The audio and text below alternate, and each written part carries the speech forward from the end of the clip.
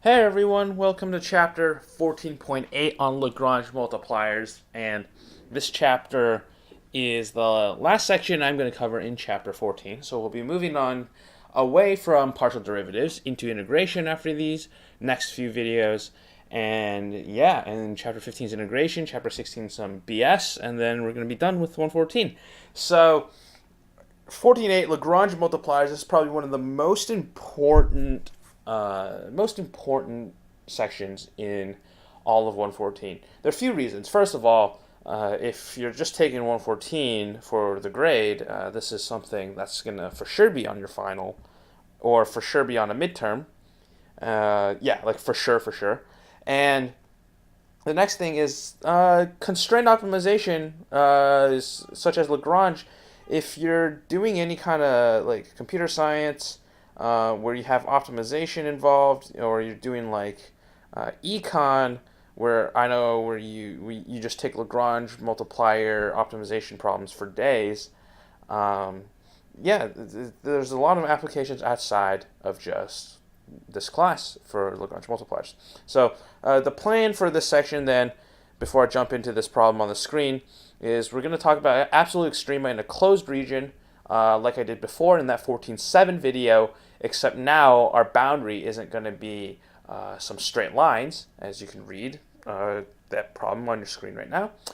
And the second video is going to be on distances, which I'm going to throw something else special in there as well. So 2 videos on 14.8. Study them carefully. I'll cover them much more in depth in my recitations and whatnot. So, all right, let's hop into this problem. Find the absolute minimum and maximum values of the function given on your screen. On the closed disk, x squared plus y squared is less than or equal to 4. So, what am I seeing here? Well, this less than or equal to sign is huge because I have a less than or equal to sign. If we draw my region, x squared plus y squared less than or equal to 4. Well, let's draw x squared plus y squared is equal to 4, which is just this circle right here with radius 2, right? And then, so if that's 1, that's 2, okay. And less than or equal to 4 then just means I shade the inside of it, right? So what do I have to do? Well, if you remember from 14.7, the video immediately previous to this video, so video number 33, I think, what did we do? Well, we first found all the critical points on this interior, and then we found all the critical points on the boundary, right? And after we found the critical points, we evaluated the function at those critical points. And that's exactly what I'm going to do here. So step 1 is to find the critical points on the interior. And how do we do that? Well, we take the partials. So f partial x, what is that? Well, that's equal to 2x minus 2. And then f partial y is going to be equal to 4y. And now to find the critical points, I got to set them equal to 0. So if that's equal to 0 and the bottom one's equal to 0, what's a point that satisfies both these conditions simultaneously? And the answer is going to be, well, there's only one of them, and it's the point 1, 0. Okay, so we essentially got a critical point right here, 1, 0, and it's in the interior of the region, which is the other thing you have to check, right? That this guy is actually on the inside. Well, it's right there on my graph. So, cool. So here's one critical point. Let's box it. All right, step 2, then, is to use Lagrange multipliers for critical points on the boundary, all right? And so that's a big distinction. Lagrange multipliers only find critical points on the boundary. They don't tell you anything about the interior of the region. All they're going to tell me about is where the critical points are on this circle, which is now messily outlined, right? So that's what the Lagrange multiplier method tells me. Where are my critical points on this outside circle boundary? And where are they? Well, here's how we find them. So Lagrange multipliers, again, I'm assuming you have at least some idea of what's going on. So it's equal to, the gradient of f is equal to lambda times the gradient of g, all right? And so what is f? Well, f is this guy above, right? F is the function we're looking to maximize, all right? So f is equal to x squared plus 2y squared minus 2x. And what is g? Well, g is the constraint, okay? And since we're only on the boundary, that means we're on this circle out here, all right? We're on this circle of radius 2, and so our boundary is going to be simply x squared plus y squared, not less than or equal to 4, but strictly equal to 4, right? Because when we have x squared plus y squared is strictly equal to 4, then we're on the boundary of the circle, right? We're not talking about the disk, including the interior. And what you want to do then is both these equations, you want to make sure that you don't have two equal signs, right? So essentially you want to have you want to think of it as, instead of x squared plus y squared equal 4, I should move the 4 over, and so I get x squared plus y squared minus 4 is equal to 0. And we just don't write the equal to 0, but this is what you should have as your g instead. So x squared plus y squared is equal to 4, and then again move that 4 over to the same side as the x squared plus y squared. Or you can move the x squared plus y squared over to the other side, it doesn't really matter, but I prefer having my x squared plus y squared being positive. So, all right, so there's your minus 4, you get moved over. All right, so now what? Well, gradient f is equals to lambda gradient g. So what do we have then? Well, then gradient f is f partial x, f partial y, and then times is equal to lambda times g partial x, comma g partial y. And we already have f partial f, f partial y, which is up here when we calculated this interior point stuff. So this is 2x minus 2, comma 4y is equal to lambda times, okay, g partial x is 2x, and g partial y is 2y. And now, okay, so essentially, so the left-hand side is a vector, right? A gradient is a vector. The right-hand side is also a vector multiplied by some scalar. And what I want to do then is, well, for the vectors to be equal, each component has to be equal, right? So this guy to the left of the comma has to be equal to this guy on the right-hand side left of the comma. And the same thing with the second entry in the vector. So now I get 2x minus 2 is equal to lambda 2x, and I get 4y is equal to lambda times that guy, which is lambda 2y, okay? And you might be thinking right now, well, I have x as an unknown, lambda as an unknown, and y as an unknown. So I have two equations, but I have three unknowns. Well, actually, we have three equations. What's the third equation? Okay, so I'm going to give you guys a little bit of time to think about that. What's the third equation?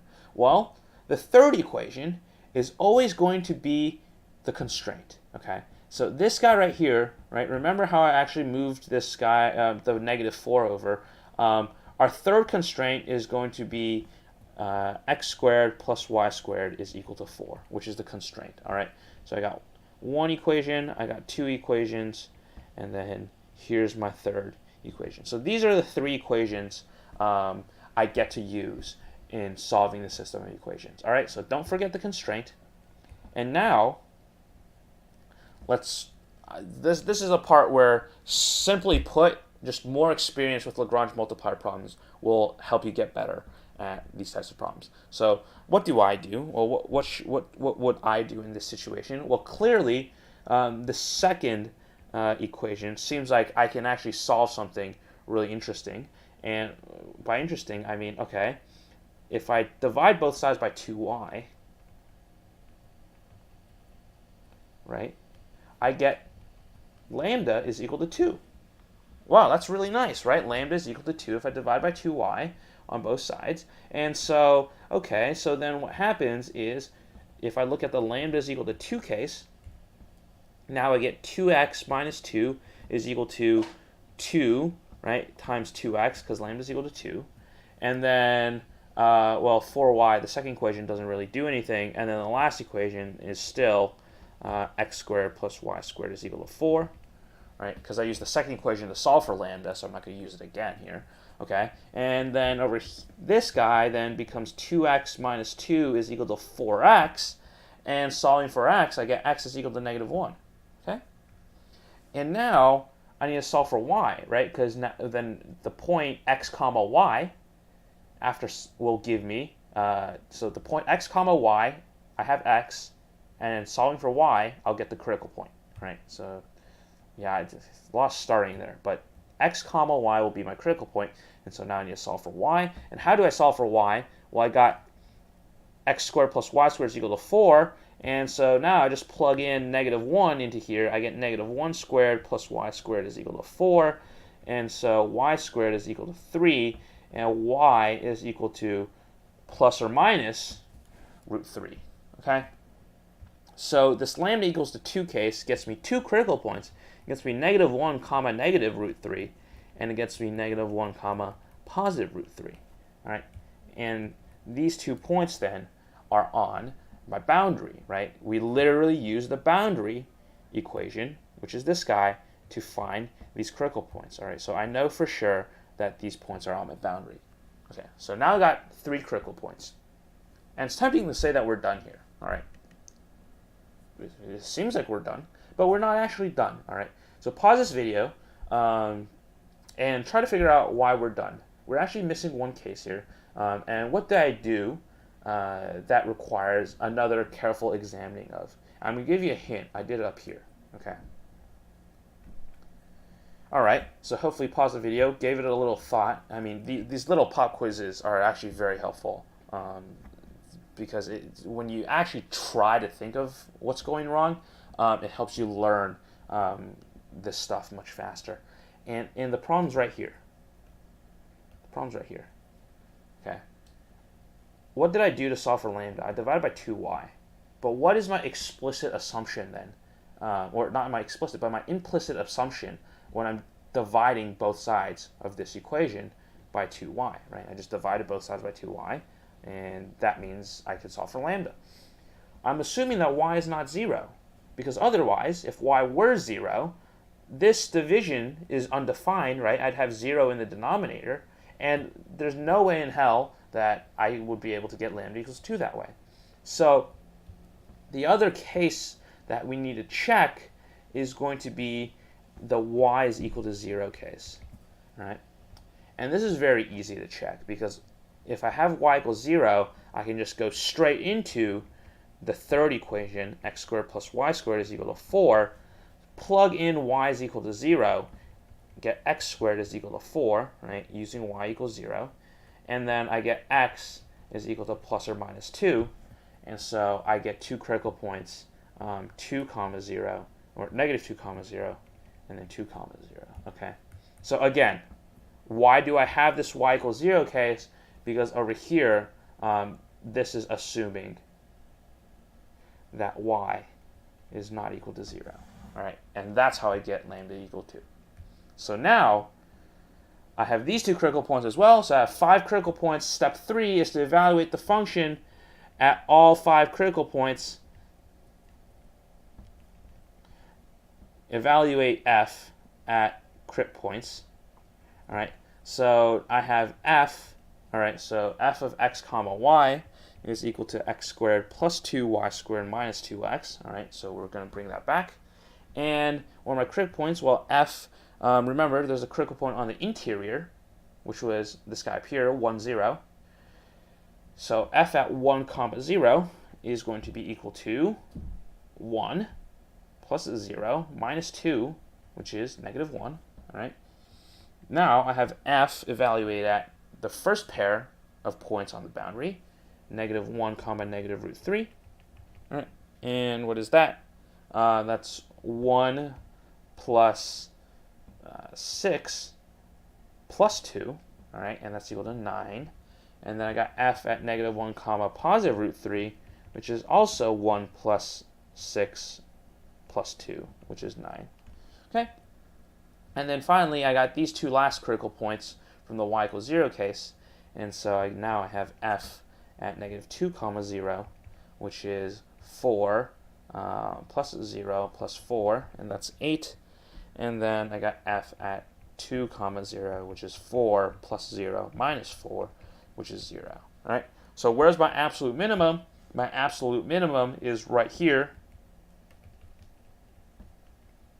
All right, at 1, 0, it's equal to -1, and then my absolute maximum, well, that's these 2 points, right? At 1 plus or minus, or -1 comma plus or minus √3, I get my absolute maximums. So there are 2 of them, right? There are 2 points where I achieve my absolute maximum, and the value assigned, the value of the function f at the point that is the absolute maximum is 9. All right, and so that's how we figure out Lagrange multipliers. Again, this is a special kind of problem where you use Lagrange multiplier because we have a closed region, right, where we're in a disk, and again, here's the picture of the disk right here in the top right, and yeah, so this is one of the types of Lagrange multiplier problems that you'll see. You'll see there are many different variations of Lagrange multipliers. Okay, this is only one of them. Again, there's sometimes you'll get like a straight up just econ problem on a math exam. I know, really weird, but you just use Lagrange, right? And in the next video, then we'll continue with Lagrange multipliers. Except now I'm going to address what happens when you have to find like distances, all right, when you're trying to find a minimum distance or you're trying to find a maximum distance, and how you deal with those types of problems, which are another type of common problems.